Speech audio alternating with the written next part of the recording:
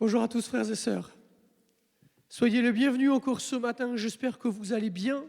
Si ce n'est pas le cas, je prie de tout mon cœur que ce temps de culte puisse vous communiquer de la part de Dieu sa paix, sa joie, sa présence, afin que lorsque tout à l'heure vous coupiez la connexion, vous puissiez vous dire enfin « Ah, je vais bien ». Je vais bien, non pas parce que tous mes problèmes se sont arrangés entre 10h et midi, mais je vais bien parce que j'ai été au contact de mon Dieu et il m'a communiqué sa vie, il m'a communiqué son esprit. Soyez bénis, soyez encouragés. On a encore l'occasion de se réjouir d'être dans sa présence. Je disais ce matin, j'ai posté ça, j'ai eu à cœur de le mettre comme ça sur le WhatsApp et de le partager. J'ai été sortir le chien à 7h ce matin, il y avait le soleil qui se levait, un soleil orange derrière les collines avec le gel là dans les champs au milieu des verges. Et je dis, mais Seigneur, combien ta création est magnifique et combien je vois dans ta création la magnificence de ta personne, la perfection de qui tu es. Et tu es mon Père. Quelle joie, ça m'a arraché une pensée de louange pour mon Dieu. Regardez par la fenêtre, je ne sais pas, ouvrez-la peut-être, laissez entrer un peu de cette belle fraîcheur matinale que nous avons. Regardez dehors, si vous êtes en ville, que le Seigneur vous bénisse.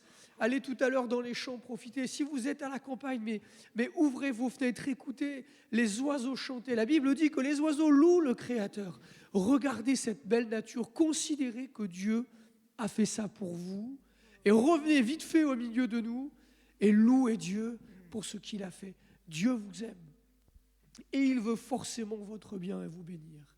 Il veut forcément que vous puissiez vous réjouir dans sa présence, malgré peut-être les choses compliquées que vous vivez, malgré ce qui vous manque encore. Il y a de la joie dans la présence de Dieu. Et on aimerait vous communiquer cela ce matin. Et je crois que c'était partagé par tout le monde. Et Jonathan, il faisait la même expérience aussi ce matin. Il a été touché par la beauté de la nature. Dieu est bon dans tout ce qu'il nous apporte. Je vais me faire gronder par mon sonorisateur. Oui, je vais coller mon micro sur ma bouche. J'en dis pas plus parce que je pourrais déjà commencer à vous prêcher les beautés de la création de Dieu. Réjouissez-vous dans sa présence. Réjouissez-vous avec nous. On va le louer. Il y a ces beaux chants qu'on va chanter ensemble, des chants de louange, des chants d'adoration. Que le Seigneur manifeste sa gloire dans vos vies. Amen. Je laisse la place à Jonathan.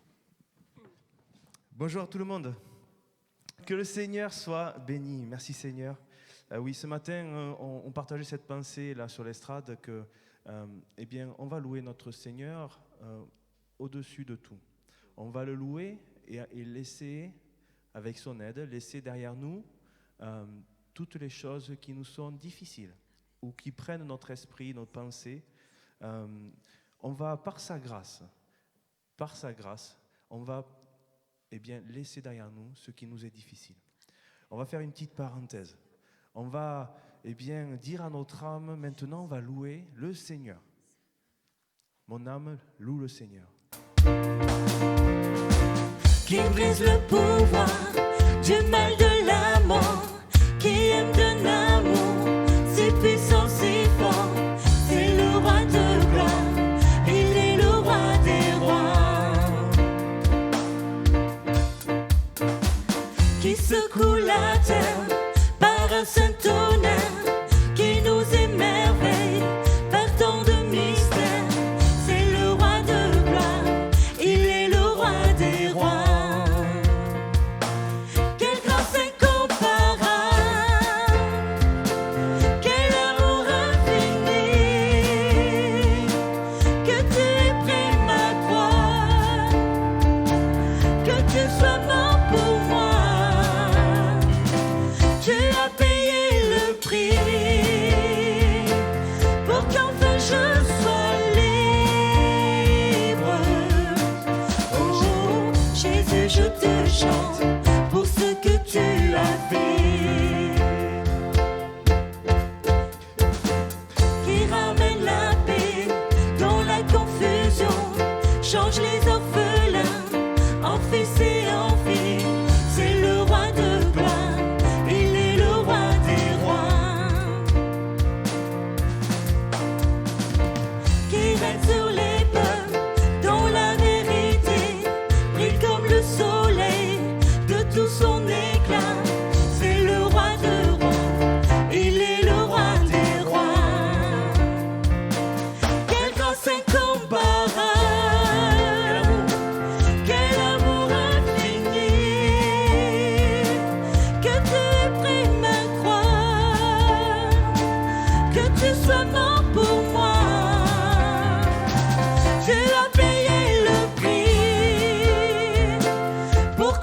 je sois libre.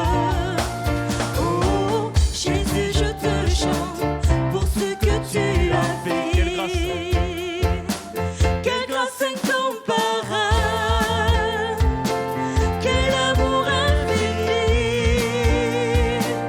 que tu aies pris ma croix, que tu sois mort pour moi. Tu as payé le prix pour qu'enfin je sois libre. Et je suis libre par Jésus-Christ. Oh, Jésus, je te chante pour ce que tu as fait. Jésus, je te chante pour ce que tu as fait. Jésus, je te chante pour ce que tu as fait. Digne l'agneau. Digne est l'agneau immolé, Il est digne. digne est le roi vainqueur sur la mort. Digne est l'agneau immolé, digne est le roi vainqueur sur la mort. Digne est l'agneau immolé, digne est le roi vainqueur sur la mort. Digne est l'agneau immolé, digne est le roi vainqueur sur la mort. Quelle grâce incomparable, quel amour infini, que tu aies pris ma croix, que tu sois mort pour moi. Tu as payé le prix pour qu'enfin je sois libre. Oh, Jésus, je te chante pour ce que tu as fait. Alléluia. Quelle grâce incomparable, Merci Jésus. quel amour infini, que tu aies pris ma place, que tu sois mort pour moi. Tu as payé le prix pour qu'enfin je sois libre. Oh, Jésus, je te chante pour ce que tu as fait. Jésus, je te chante pour ce que tu as fait. Alléluia, on le chante, c'est vrai. On le chante avec joie.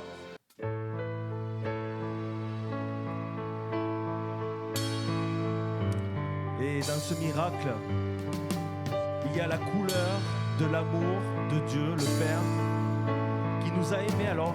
Il a donné son Fils pour nous donner une espérance, pour nous donner le salut, c'est-à-dire, eh bien, la capacité d'être sauvés.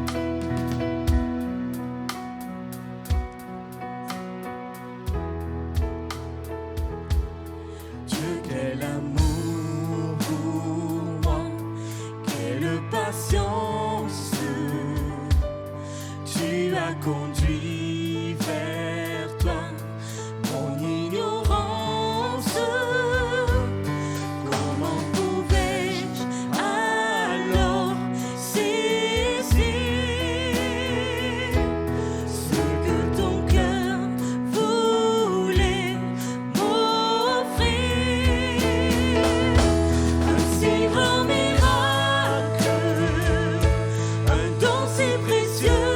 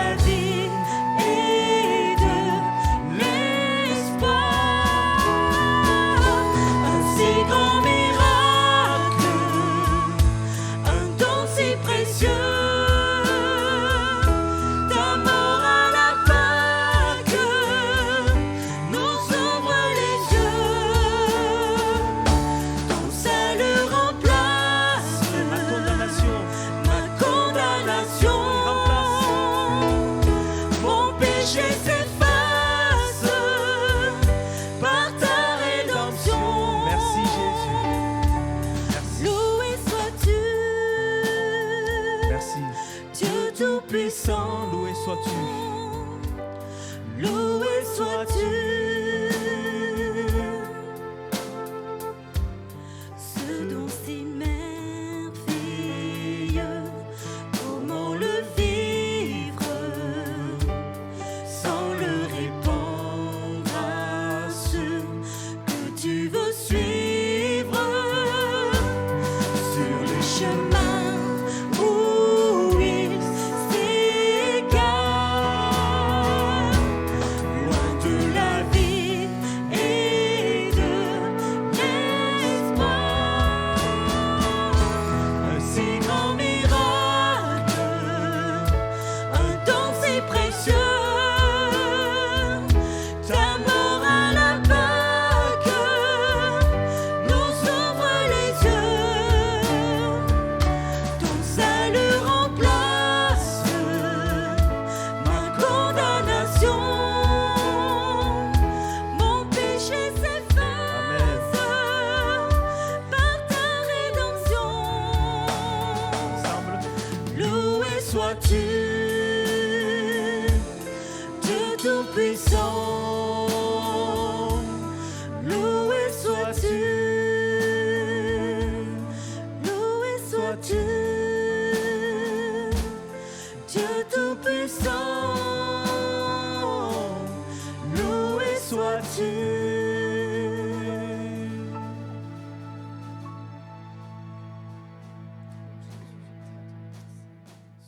Loué soit ton nom, Seigneur. Loué soit ton nom. Nous le proclamons, nous le chantons. Oui, Seigneur, reçois nos cœurs, reçois nos mots, reçois notre louange en ces instants. Nous te chantons, Seigneur, et nous disons, loué sois-tu. Dieu Tout-Puissant, loué sois-tu. Oui, c'est les mots de notre cœur. Sois loué. Sois loué pour qui tu es. Je dirais pas pour ce que tu fais, mais je dirais pour qui tu es. Nous te louons, Seigneur. Là, dans nos maisons, dans ces endroits séparés, nous te louons. Notre âme s'élève vers toi et t'adore. Alléluia. Dieu de gloire. Alléluia.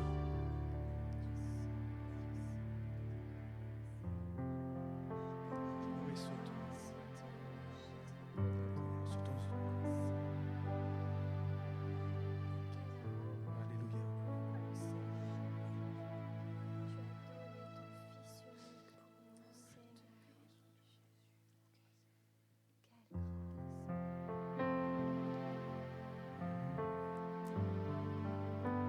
On va reprendre ce petit couplet. Loué sois-tu. Loué sois-tu, Dieu Tout-Puissant. Dieu Tout-Puissant. Loué sois-tu. Encore une fois. Loué sois-tu, Dieu Tout-Puissant. Loué sois-tu. Encore. Loué sois-tu, Dieu Tout-Puissant. Loué sois-tu.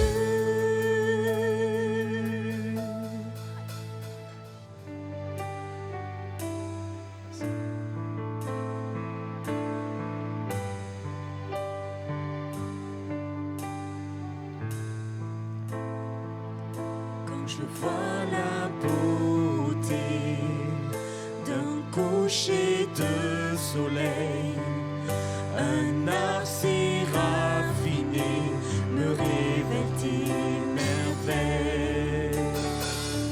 Quand je sens l'immensité du mystère des galaxies, mon cœur est bouleversé par l'amour du Dieu infini.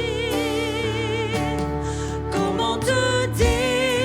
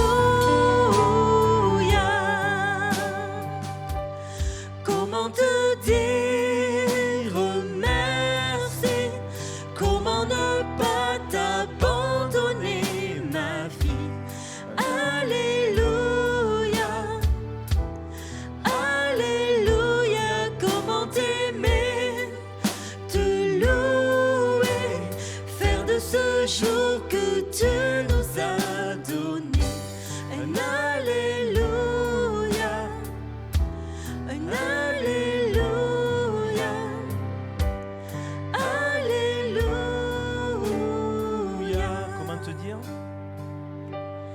Comment te dire, Comment te dire merci? merci.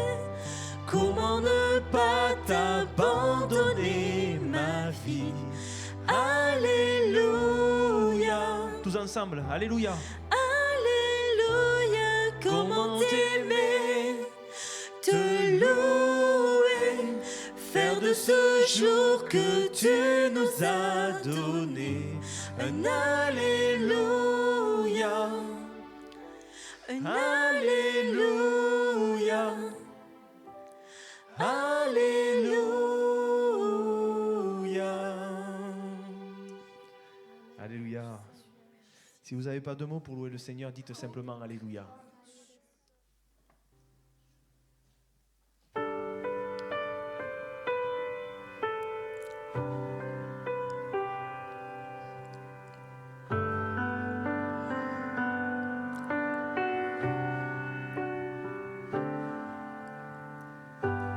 Viens à moi, mon enfant.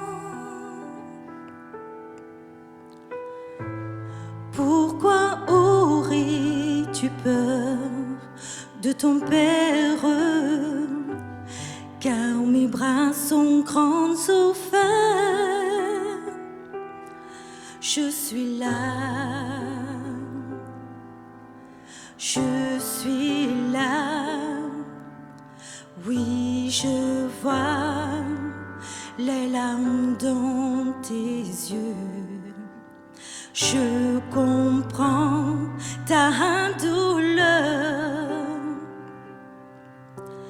Et j'entends le cri de ton cœur, mon enfant.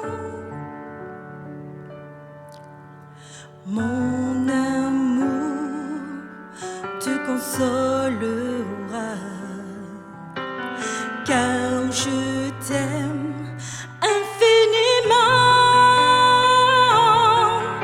Alors mets ta confiance en moi, car tout ce que je dis est vrai, mais je ne t'abandonnerai jamais.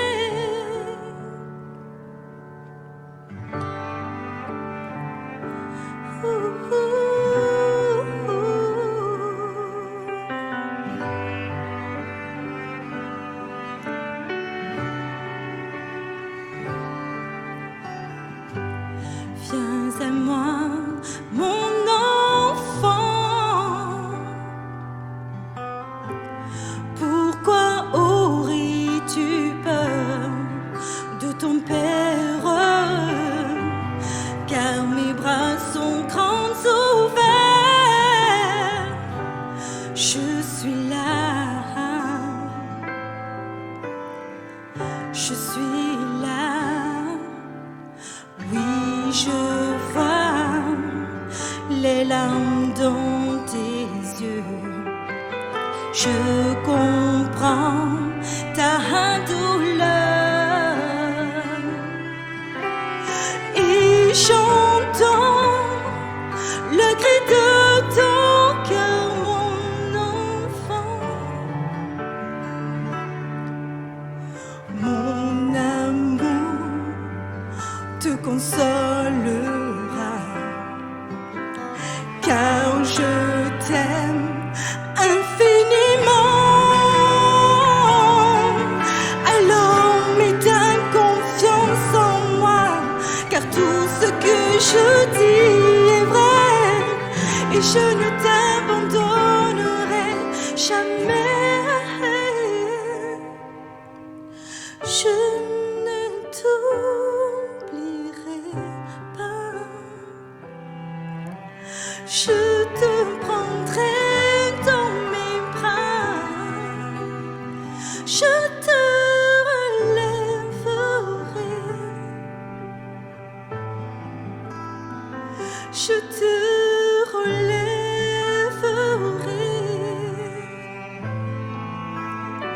Je te relèverai. Je te garderai près de mon cœur.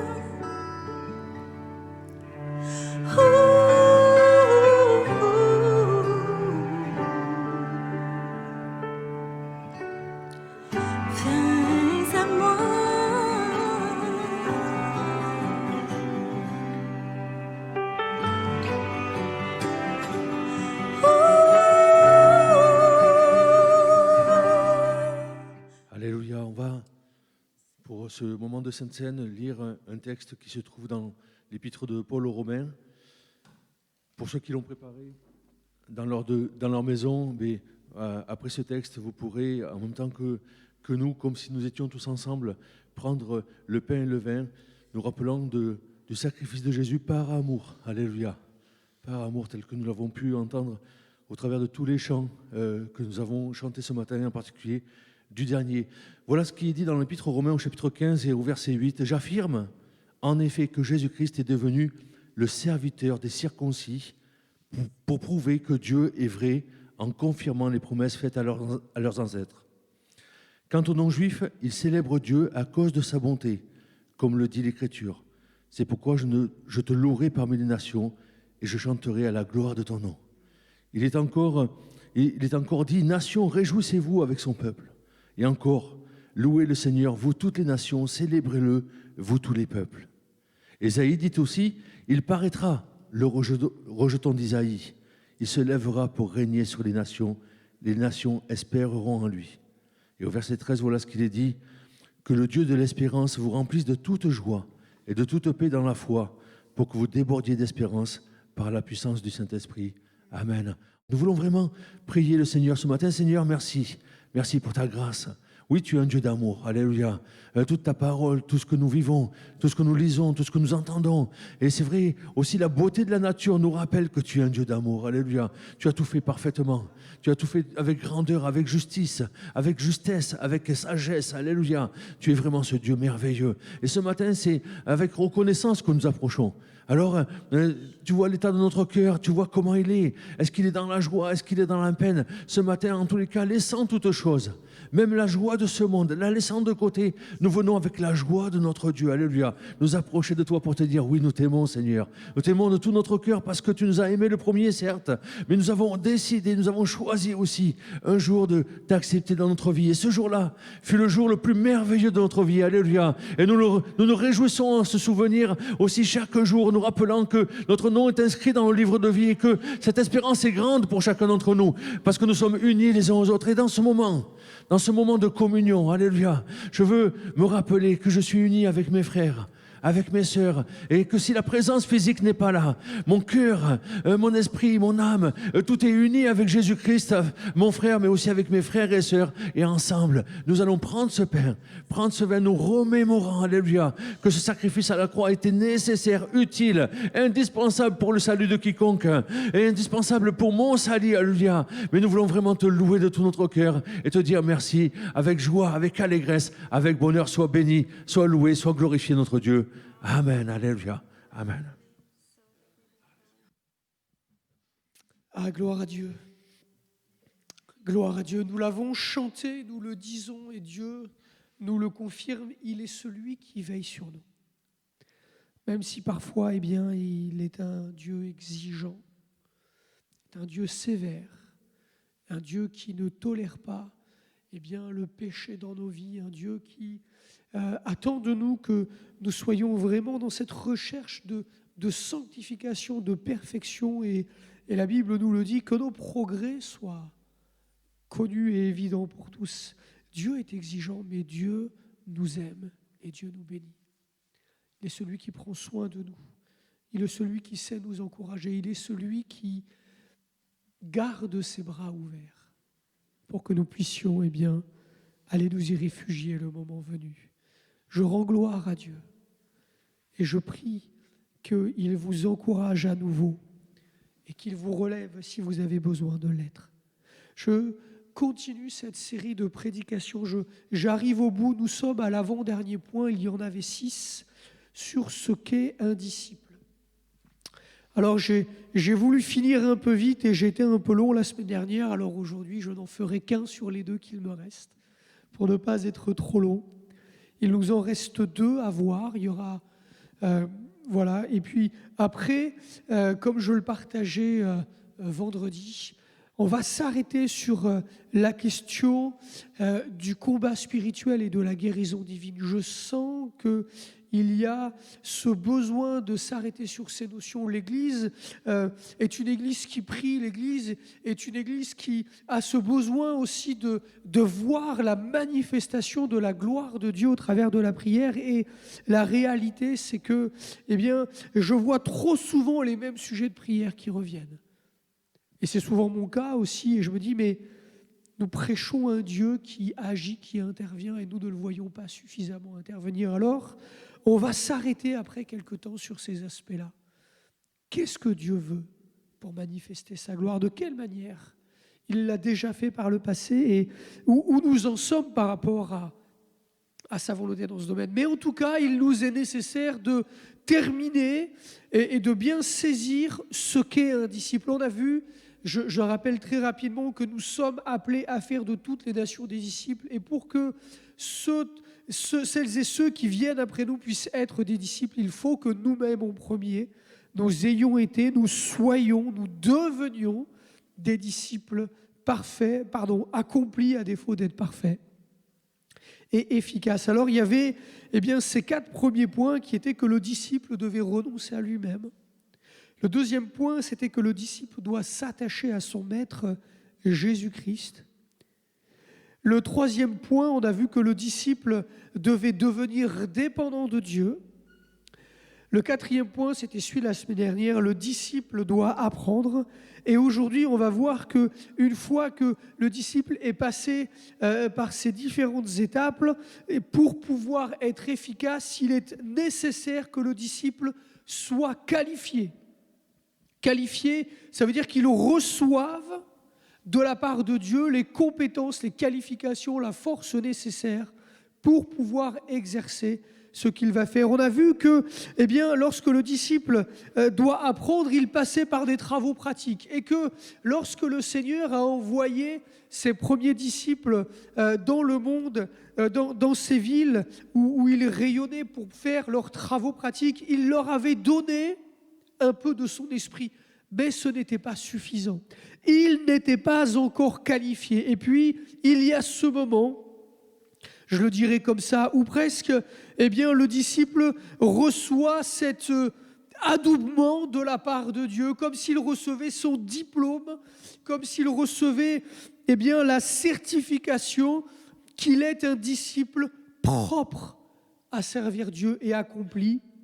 Alors, il reçoit de son maître la capacité surnaturelle de pouvoir agir au nom de Dieu.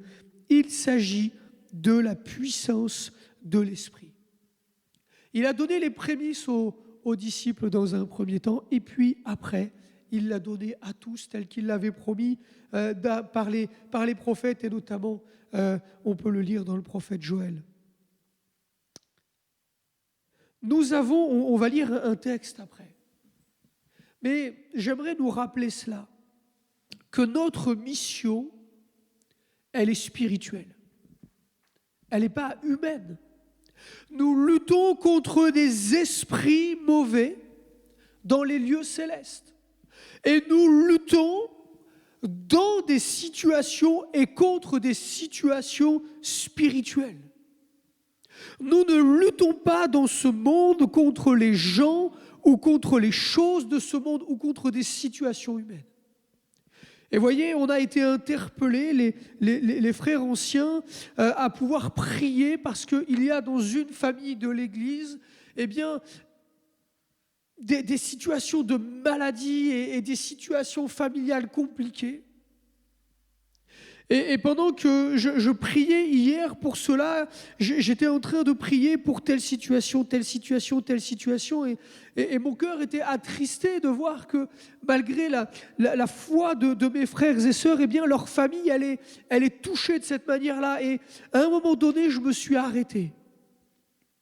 Et j'ai prié de cette manière-là. Je dis, mais Seigneur, qu'est-ce qui se passe spirituellement ?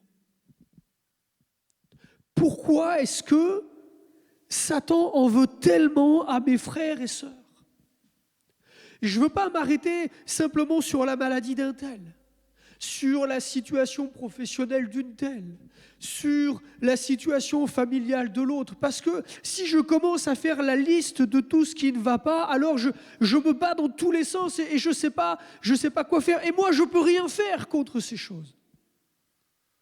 Par contre, lorsque j'entre dans les lieux célestes, lorsque j'entre dans cette dimension du combat spirituel, je dis, mais Seigneur, qu'est-ce qui se passe dans le ciel ? Où est-ce que la bataille, elle se mène ? Parce que là, je vois des échauffourées un peu partout. Vous savez, quand il y avait une bataille, et même c'était le cas pendant les guerres modernes, vous avez une grande bataille, et puis un peu partout sur le champ de bataille, vous avez des échauffourées.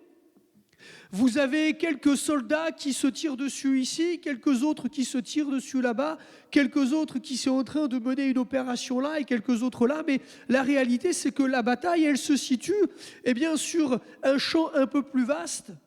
Et c'est pour ça que les états-majors, ils avaient leurs cartes et qu'ils avaient des escouades, des compagnies qui se battaient à droite à gauche. Mais le combat, la bataille, elle n'était pas forcément là où 2-3 soldats se battaient, c'était plus général.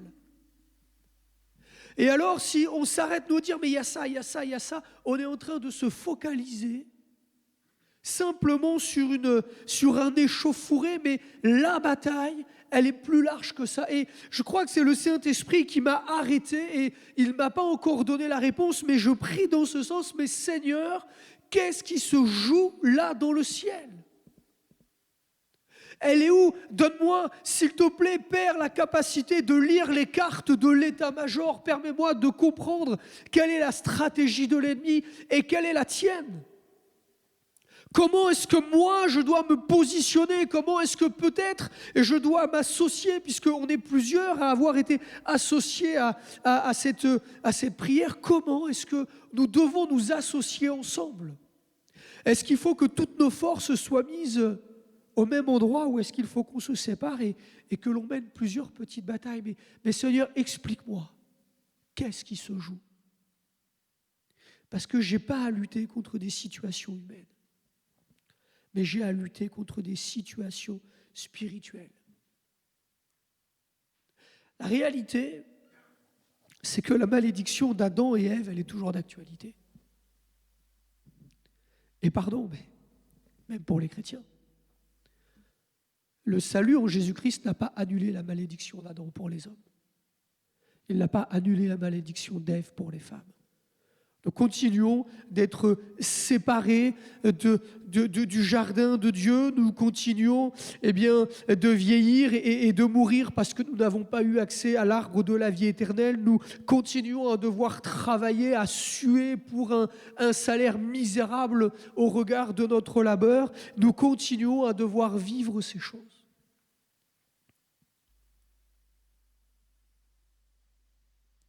Et vous savez, même lorsque nos difficultés sont le fruit d'une épreuve ou d'une attaque, la difficulté en elle-même n'est que le symptôme d'une réalité spirituelle, comme je l'expliquais juste avant. Si je vois mon frère malade et que je me contente de prier pour la maladie, je ne comprends pas le problème. Je suis en train de tirer sur l'ennemi, mais je ne sais pas ce qui se passe. Je n'ai pas pris la mesure des forces et peut-être que j'essaie d'abattre un ennemi, mais qu'il y en a 10 autres derrière.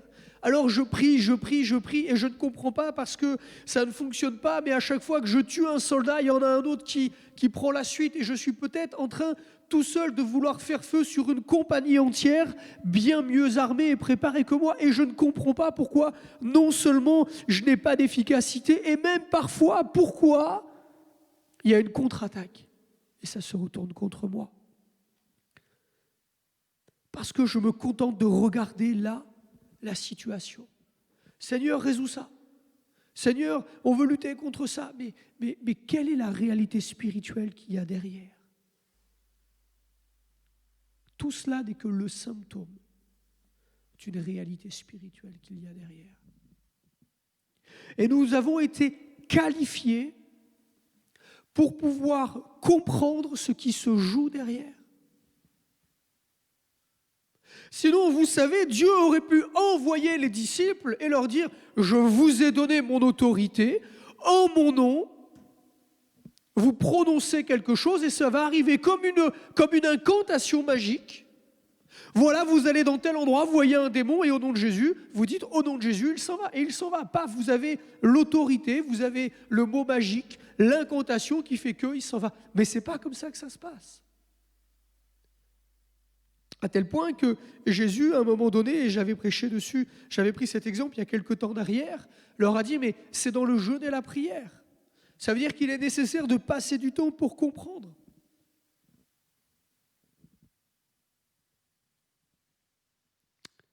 Vous recevrez une puissance, le Saint-Esprit survenant sur vous, et vous serez mes témoins à Jérusalem, dans toute la Judée, dans la Samarie et jusqu'aux extrémités de la terre.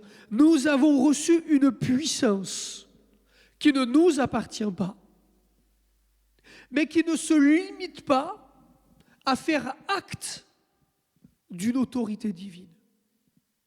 Cette puissance, elle est plurielle. Paul le décrit d'ailleurs dans les dons spirituels. La puissance de la manifestation du Saint-Esprit a 9 caractéristiques par lesquelles elle peut se manifester. Parce que notre combat, il est spirituel. Alors Dieu nous a qualifiés pour lutter contre les choses spirituelles, pour comprendre les choses spirituelles, pour révéler aux autres les choses spirituelles, afin de pouvoir avoir une action qui est spirituelle et qui a sa racine dans le monde spirituel et qui a sa conséquence, son résultat jusque dans les lieux célestes. Et c'est pour ça que Jésus a dit que ce que nous lierons sur la terre sera lié dans le ciel et ce que nous délierons dans le ciel sera délié sur la terre, parce que c'est là-haut que ça se joue. Ce n'est pas ici.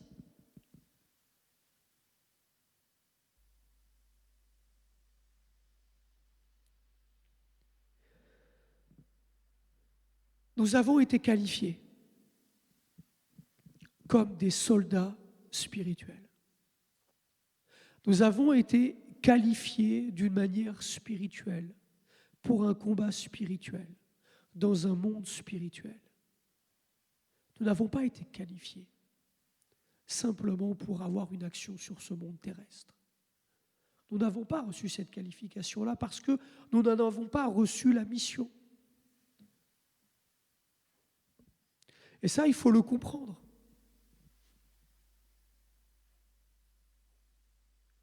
L'action miraculeuse de Dieu, quelle qu'elle soit, de quelque manière qu'elle se manifeste, n'est pas là, et je reviendrai dessus, pour servir notre confort charnel et matériel.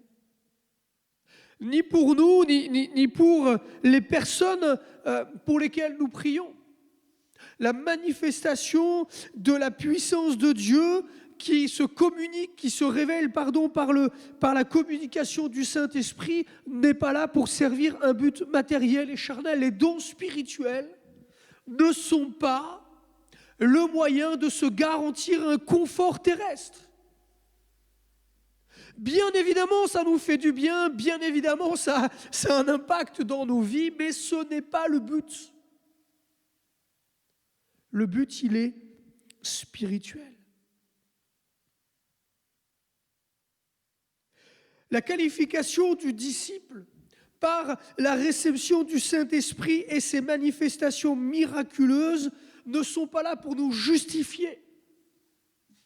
Je suis un bon chrétien parce que je manifeste les dons spirituels. Ce n'est pas de ça dont il est question. Ce n'est pas parce que tu les manifestes que tu es un bon chrétien. Et ce n'est pas parce que quelqu'un ne les manifeste pas qu'il est un mauvais chrétien. On n'est pas là pour être justifié par ce moyen-là. Parce que c'est un don. On ne le mérite pas.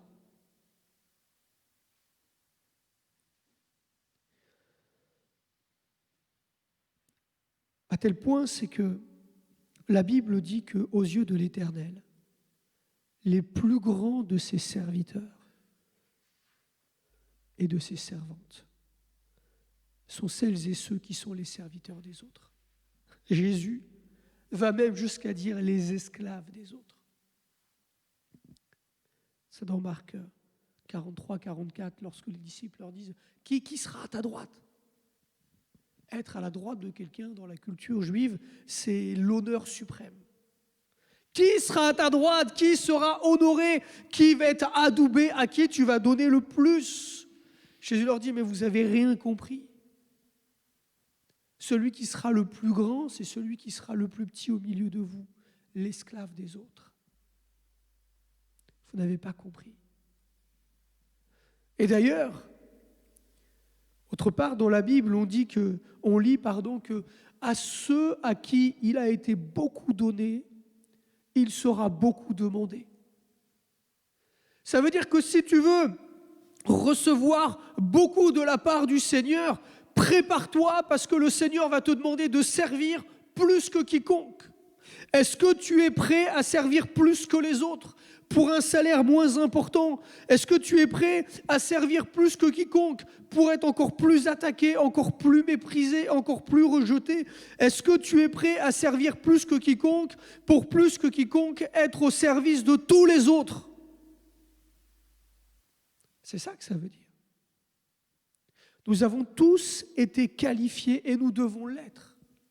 Mais plus nous sommes qualifiés et plus bas nous sommes dans la hiérarchie des enfants de Dieu sur la terre. C'est la réalité. Paul a dit qu'il se considérait parmi les apôtres et les apôtres comme des balayures, ceux sur lesquels on marche. Vous savez, ou pas d'ailleurs, moi j'ai fait un peu de travaux publics aussi à l'époque où j'étais en espace vert. Pour qu'une route elle soit solide, on met les gravats au fond. Les gravats, c'est les cailloux les plus moches, les plus gros, les plus grossiers, ceux qui ressemblent à rien. C'est là qu'on met en mélange, à l'époque même, au siècle dernier, on appelait ça le mâche-fer. Le mâche-fer, c'était le mélange de cailloux, de bouts de ferraille. Ils passaient ça au broyeur, c'était tous les déchets de terre et c'était mis au plus au fond. C'était ce qu'on cachait, c'était la partie la plus méprisable de la terre et on met ça au fond et c'est ça qui permet la solidité. Et par-dessus, il y a les différentes couches et puis enfin, vous avez au-dessus la belle couche, le bel enrobé qui brille. En région parisienne, on avait même des enrobés avec des quartz et dans certaines grandes villes, ils ont ça parce que c'est des enrobés qui coûtent extrêmement cher et quand il y a la lune ou les phares des voitures, eh bien ça brille, ça scintille, c'est beau. C'est la couche la moins épaisse, la moins solide, la plus impropre. Mais la couche la plus solide, la plus capable, c'est celle qui est la plus méprisée, qui est composée de déchets, c'est celle qu'on met tout au fond et on la compacte et on la tasse et on roule dessus. Et le disciple le plus qualifié, il n'est que du gravat, il n'est que du mâche-fer. Tu es destiné à être enfoui tout au fond. Tu n'es rien. Et tu es destiné à ce que les autres, ils te montent dessus et qu'ils te piétinent sans cesse et que leur propre service se construise sur ta propre vie. Le disciple est qualifié.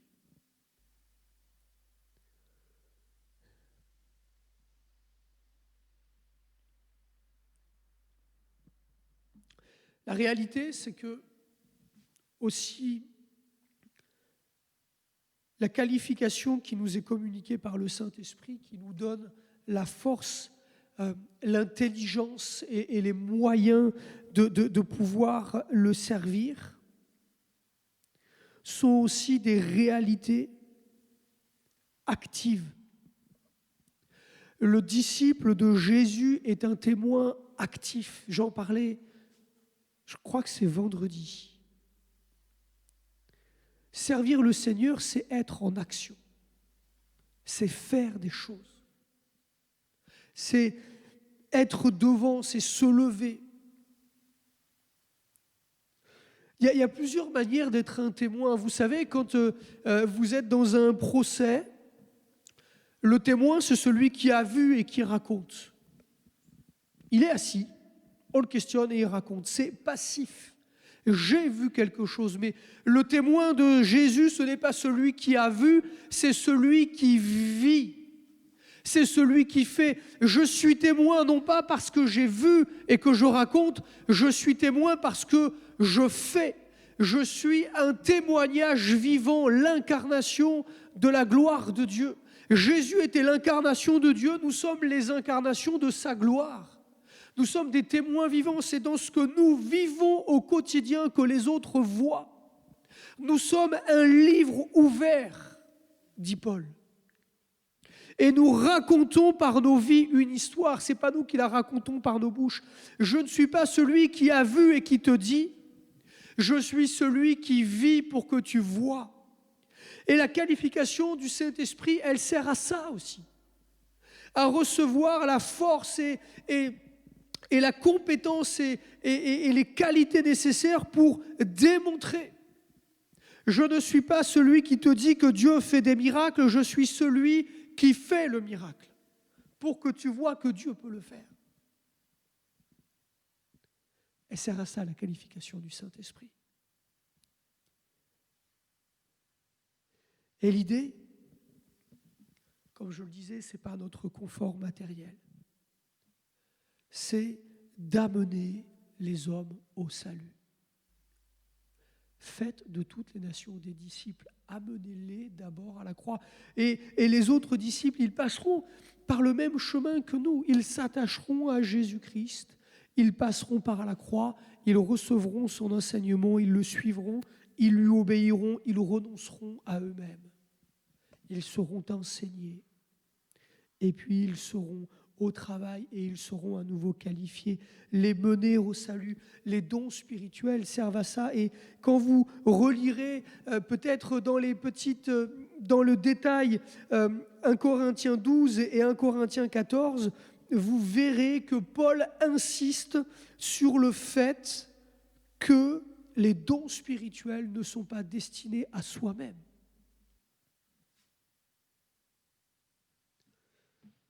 1 Corinthiens 12, 7, pour l'utilité commune. 1 Corinthiens 14, 4 et 5, 1 Corinthiens 14, 12, pour édifier l'Église. Et l'Église avec un grand E, pas l'Église là, mais pour construire et bâtir et édifier l'Église. 1 Corinthiens 14, 17, pour édifier l'autre. 1 Corinthiens 14, 24, 25, pour amener l'incroyant, à se repentir. Et Paul insiste, mais que vous sert-il de manifester des dons spirituels comme le parler en langue, alors que les autres ne comprennent rien, que vous passez pour des fous? Mais si tu prophétises, alors celui qui entre est jugé par tes paroles, condamné par tes paroles qui viennent de Dieu, et il peut considérer la gloire de Dieu et se repentir. Que te sert-il de vivre des miracles dans ta vie alors que tu as déjà été sauvé? Mais par contre, si tu permets par ton action, par les dons que Dieu t'a donnés, que d'autres vivent des miracles dans leur vie, alors ils pourront considérer la puissance de Dieu et aller vers lui pour accéder au salut. À quoi te servent le discernement des esprits si ce n'est pas justement pour mener le combat dans les lieux célestes comme je l'ai dit au début de la prédication? Ça te sert juste à te dire, voilà, moi je suis capable de comprendre. Toi tu ne comprends pas, mais moi je comprends. Et ça, c'est ce que je disais, ça te justifie toi-même. Peut-être même que certains auraient envie de frimer avec ça. Mais ça ne sert à rien. Par contre, si tu as le discernement des esprits, si tu as reçu le don de discernement des esprits et que tu es capable par ce moyen-là de comprendre ce qui se joue, et de savoir comment lutter et comment permettre à l'autre d'accéder à la victoire, alors là, ce don spirituel te sert à quelque chose. À quoi sert le don des miracles et la résurrection si c'est juste pour apaiser la tristesse de la séparation? Ça ne sert à rien, puisque de toute façon, les hommes sont destinés à mourir. Des fois, j'entends plein d'expressions dans le monde chrétien. J'avoue, pardonnez-moi, ne le prenez pas pour vous si un jour vous l'utilisez, c'est très personnel ce que je vais vous dire, mais j'entends plein d'expressions dans le monde chrétien, moi, qui m'horripilent. Il est parti pour la patrie céleste. Et d'autres choses de ce genre. Et on rejette la réalité. Il est mort. Il est mort. Son corps a cessé de fonctionner. C'est une réalité qui parfois est difficile, mais que l'on doit considérer parce que ça nous renvoie quand même encore à notre péché sur la terre. Et quand je meurs, il va se passer encore un peu de temps avant que j'entre dans la patrie céleste. Et moi, personnellement, je considère que je suis déjà parti pour la patrie céleste. Le jour où j'ai accepté Jésus dans mon cœur, où je lui ai demandé pardon, eh bien, j'ai tourné le dos à mon ancienne vie et j'ai pris le chemin de la patrie céleste. Et j'estime que, alors que je suis encore en train de respirer, je suis en route vers la patrie céleste.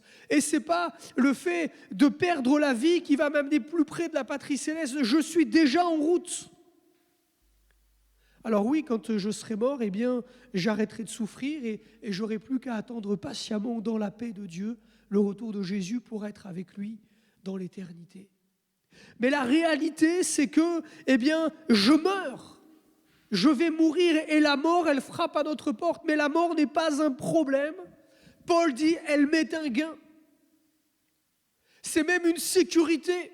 La mort, c'est le moment où je suis certain que je ne commettrai plus de péché. La mort, c'est le moment où je suis certain que j'arrêterai de souffrir. La mort, c'est le moment où je suis certain que j'arrêterai d'être attaqué. La mort, excusez-moi, c'est une bonne chose pour le chrétien. Parce que c'est le moment où il se dit « Ah, enfin !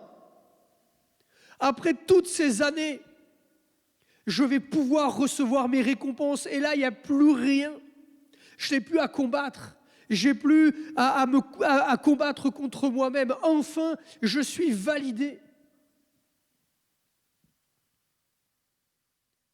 Alors, si je recherche la résurrection simplement pour éviter la mort, je recherche le confort. Si je recherche la guérison pour éviter la maladie qui pourrait m'amener à la mort, je recherche le confort. Et les dons spirituels ne servent pas à ça. Par contre, lorsque vous voyez dans les actes des apôtres des hommes et des femmes qui sont ressuscités, qu'est-ce que ça provoque ? Oui, ça provoque l'apaisement des proches qui avaient perdu leur être aimé, c'est vrai. Mais ça provoque surtout des centaines d'hommes et de femmes qui tournent les yeux vers Dieu et qui le considèrent dans sa gloire et qui peuvent alors considérer leur propre misère pour accéder au salut. Là, la résurrection, elle est utile. Et encore, elle est utile pour un peu de temps, puisque même la belle-mère de Pierre, elle a fini par mourir à nouveau. Sinon, elle serait encore là, on la connaîtrait. Elle serait connue comme étant la femme qui a été ressuscitée et qui continue. Lazare, s'il n'était pas mort à nouveau, eh bien, on le connaîtrait, on irait le voir, et peut-être qu'il ferait des conférences pour nous expliquer. Mais la réalité, c'est que la belle-mère de Pierre, Lazare et tous les autres sont morts à nouveau, parce qu'ils n'étaient pas destinés à ressusciter pour apaiser le cœur de ceux qui les avaient perdus, mais ils étaient destinés à être les sujets de la manifestation de la gloire de Dieu, et ils ont servi à cela. et ensuite ils sont morts à nouveau. Je ne vais pas redévelopper tous les dons spirituels dans le détail, j'en ai pris quelques-uns, mais voyez que la réalité, c'est que nous sommes qualifiés. Nous avons reçu le Saint-Esprit nous avons reçu le Saint-Esprit en nous comme le sceau de notre appartenance à Dieu pour travailler en nous la sainteté afin que nous changions de l'intérieur et que nous puissions présenter un visage différent de celui que nous étions avant, de celui que nous avions avant, pardon. Et puis ensuite, pour servir Dieu, nous recevons la puissance du Saint-Esprit survenant sur nous afin que ce que nous faisions par ce moyen-là manifeste la gloire de Dieu pour que d'autres accèdent au salut. Peut-être que je prêcherai dessus aussi la différence entre le Saint-Esprit en nous et le Saint-Esprit sur nous. Il y a deux expériences du Saint-Esprit. Il y en a une qui nous concerne nous et il y en a une qui concerne les autres. Ne les mélangeons pas. Ne les mélangeons pas. Parce que là encore, et j'avais pris cette image, nous prenons un outil pour un usage pour lequel il n'a pas été conçu. Mais nous devons, je vais le dire comme ça, nous devons aspirer à cette puissance qui survient sur nous, afin que nous soyons qualifiés et efficaces. Mais nous devons utiliser cette puissance spirituelle, et ce sera ma conclusion ce matin. Une puissance spirituelle pour une œuvre spirituelle. Une puissance spirituelle qui me permet de saisir ce qui se joue dans les lieux célestes.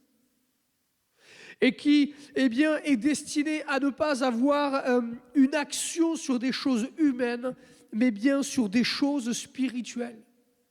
Et quand vous abordez les situations de maladie, quand vous abordez les situations de famille qui sont ravagées par le péché, quelles qu'en soient les formes, quand vous abordez des situations, je ne sais pas moi, de chômage, quand vous abordez des situations relationnelles compliquées, ne vous arrêtez pas à la situation humaine. Mais vraiment, je vous invite à demander au Seigneur de vous permettre de comprendre, mais qu'est-ce qui se joue ? Parce que tout cela n'est que le symptôme, la conséquence d'une réalité spirituelle.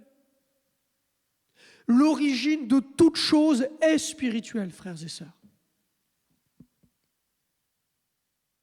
Et si nous portons notre combat dans les lieux célestes, si nous portons notre analyse dans les lieux célestes, alors nous verrons les choses comme je l'ai dit. Le Seigneur, il déroulera la carte de l'état-major devant nous. Et il nous permettra de comprendre, tu vois Rémi, pendant que tu te battais là, ici, en fait le cœur du combat, il était là.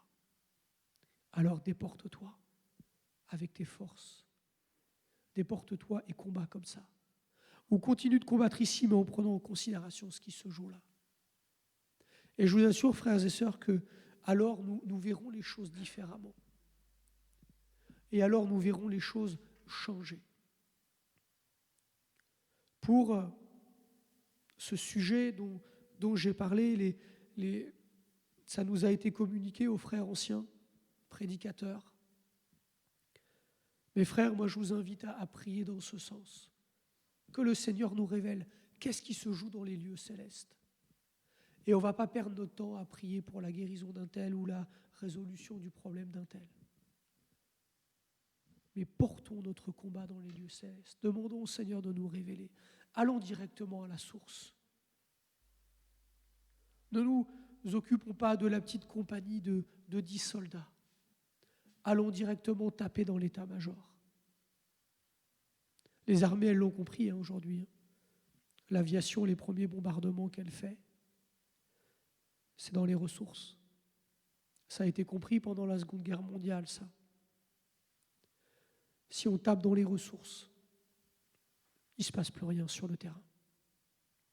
Si on se contente de lutter contre les armées sur place, et qu'elle continue d'être approvisionnée en hommes et en munitions et en nourriture, ça peut durer indéfiniment. C'est ce qui s'est passé en 14-18 avec la guerre de tranchées. Ils ont creusé des tranchées, ils se sont mis derrière et ils se sont tapés dessus pendant 4 ans. Et pendant 4 ans, ça s'approvisionnait à l'arrière. Et ça aurait continué comme ça indéfiniment s'ils n'avaient pas changé leur stratégie à la fin. Et c'est ce qu'ils ont compris avec la Seconde Guerre mondiale. Les Alliés, avant le débarquement, ils avaient déjà commencé à bombarder, à travailler bien avant pour couper l'armée allemande qui était là, la couper de sa capacité de résister. Et c'est pour ça que l'armée allemande, elle a fini par partir en retraite et par capituler. C'est parce qu'ils avaient déjà commencé à couper leurs approvisionnements de toutes les manières. Alors faisons pareil dans les lieux spirituels. Allons porter le combat directement dans les approvisionnements de l'ennemi, là où le Saint-Esprit nous le montrera. Arrêtons de creuser des tranchées et de faire des guerres de tranchées par la prière. On va s'user et on ne gagnera pas. Nous sommes qualifiés. Vous êtes qualifiés. Si vous ne l'êtes pas, et ça fera partie de la continuité, je vous dévoile un peu mon plan pour les prochains mois. On va s'arrêter sur la guérison divine. Après, on va s'arrêter sur les dons spirituels. Et puis après, on va s'arrêter sur le baptême dans le Saint-Esprit. Parce que certainement qu'on a besoin de redécouvrir ces choses-là. Et peut-être, je ne vous connais pas encore tous personnellement, mais peut-être que certains d'entre vous, comme c'est le cas malheureusement aujourd'hui dans beaucoup d'églises de Pentecôte, vous n'avez pas le Saint-Esprit. On est le mouvement Assemblée de Dieu, le mouvement de Pentecôte qui aujourd'hui en France est le plus grand et qui a rayonné pendant le plus longtemps par sa grâce. Mais on constate qu'il y a de moins en moins de chrétiens qui sont baptisés dans le Saint-Esprit. Ou qui le sont, mais qui ne le pratiquent plus, et où il n'y a pas les manifestations des dons spirituels qui produisent le fruit qu'il doit porter. Alors, on va faire ce qu'il faut pour que ça change. Vous êtes d'accord avec ça? Moi, je ne vais pas aller regarder ce qui se passe chez mes voisins, chez mes collègues. Je veux d'abord que ce qui se passe chez nous soit à l'image de ce que Dieu a voulu. Alors il nous faut le comprendre, et puis après il nous faut le faire. Mais en tout cas, c'est ce qu'on va faire. Là, on a un petit programme, je pense au moins jusqu'au mois de juin, à mon avis, et peut-être encore, on verra comment ça va se développer, mais on va dans ce sens, c'est là où je vous emmène, frères et sœurs. Parce que c'est ce qui est écrit dans la parole de Dieu, c'est sa volonté, et nous ne le vivons pas. Et je ne sais pas pour vous, mais pour moi, c'est insupportable. C'est insupportable pour moi personnellement, et ça l'est d'autant plus en tant que pasteur de cette église, parce qu'un jour, je vais rendre des comptes à Dieu pour ça. Et je veux bien rendre des comptes à Dieu pour ça. Mais puisque vous avez envie, j'ai entendu des amen, j'ai vu des poings se lever comme ça, mais on va y aller ensemble. Et comme ça, on pourra tous se présenter un jour devant Dieu et lui rendre des comptes. Et lui dire, Seigneur, on a été imparfait. On a été long à comprendre. Ah, Seigneur. Mais on a fini par comprendre et on a fait ta volonté. Amen. Moi, c'est ce que je veux pouvoir dire à Dieu un jour. Les fruits que je porte, honnêtement, je m'en moque. Je ne veux pas les regarder. Mais je veux pouvoir un jour me présenter devant Dieu et lui dire, voilà, Seigneur, je n'ai pas tout compris. Je n'ai pas toujours été dans ton timing. Mais j'ai toujours cherché à faire ta volonté et je me présente devant toi. Je suis droit dans mes bottes. Je peux te dire que s'il y a une chose dont je suis sûr, c'est d'avoir fait ta volonté. Et je sais que ça, on peut le faire. Alors, levons-nous et faisons ce que Dieu nous demande. Apprenons à être ses disciples. Et maintenant, apprenons à être qualifiés et à utiliser, apprenons, non, on ne peut pas, mais désirons être qualifiés et apprenons à se servir de ces qualifications que Dieu nous a données. Je m'arrête là maintenant. Je n'en dis pas plus. Que le Seigneur soit béni. Le disciple est qualifié, vous êtes qualifiés. servez-vous de vos qualifications. Si vous n'êtes pas encore qualifié, on va faire ce qu'il faut pour que vous le soyez. Alléluia. Que le Seigneur soit béni. Je vais conclure par la prière maintenant.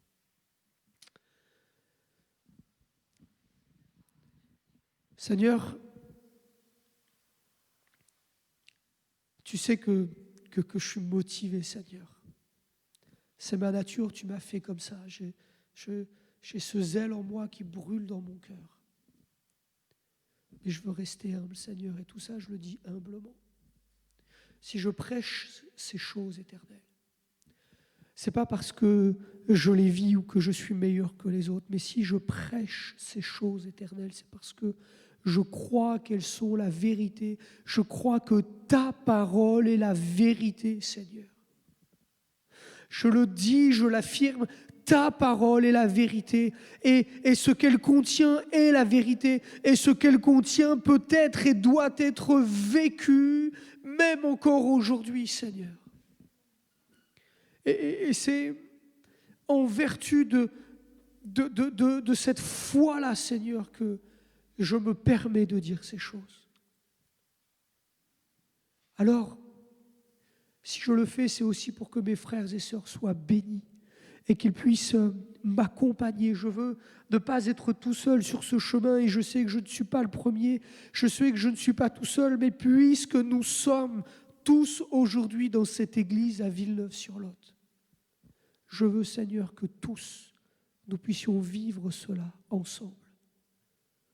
Qu'il n'y en ait pas un qui se considère au-dessous des autres, qu'il n'y en ait pas un qui se considère au-dessus des autres, mais que tous ensemble, côte à côte, nous te servions avec efficacité. Oh, merci Père, de continuer ce travail en nous. Viens, je te prie par ton Saint-Esprit, travailler nos cœurs, afin que nous puissions nous présenter devant toi et être prêts à recevoir ce que tu as prévu d'avance. Je te bénis, Père. Encourage mes frères et sœurs. Encourage mes frères et sœurs. Encourage-nous. Seigneur, tu nous as rappelé ce matin que ce temps-là, tu l'avais prévu, tu l'avais presque voulu et que tu attendais de nous que nous puissions te prouver par notre attitude la réalité, la sincérité, la profondeur de notre foi en toi et de notre amour qui se construit sur le salut accordé. Merci, Père, d'encourager. C'est parce que nous avons été sauvés que nous voulons que d'autres soient sauvés à leur tour. C'est parce que nous avons été pardonnés que nous voulons qu'ils soient pardonnés. Et c'est parce qu'un jour j'ai été béni par toi que j'ai le désir que les autres soient bénis, Père. Bénis, Père. Multiplie par 100, par 1000 chacune des bénédictions que tu nous as accordées à nous-mêmes.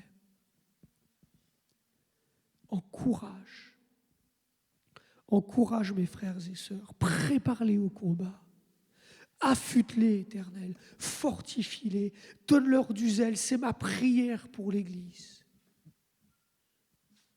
Que ce temps où on est séparés soit encore un temps de mise à part et de préparation, pour que quand nous nous retrouvions, ce soit affûté d'un zèle nouveau, pour te louer, pour te servir et pour manifester ton autorité dans nos vies et dans ce monde.